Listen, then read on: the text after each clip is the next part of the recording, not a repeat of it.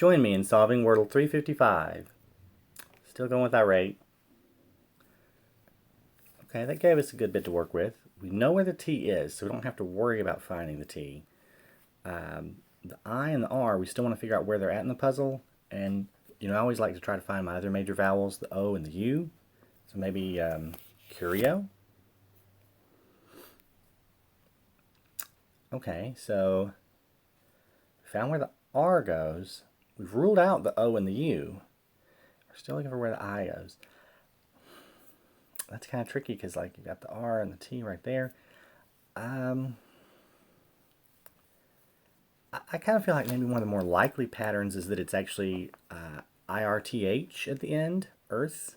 It'd be like a birth, girth, maybe mirth, maybe even firth. I missed a screenshot here. Tried birth. On the right track. It's the right pattern, but it's not birth.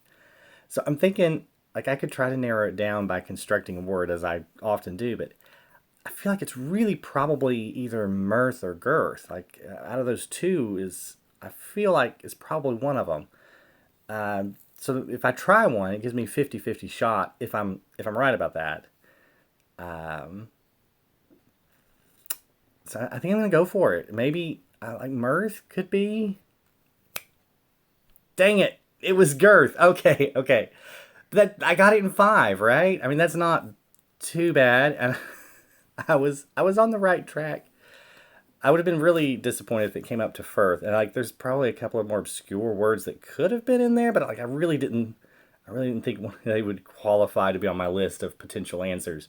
So I was on the right track, but it had to be the last one on my list today, right? Yeah, well, that's the way it goes sometimes. Still got it, still got there in the end. And that brings us to 138 days.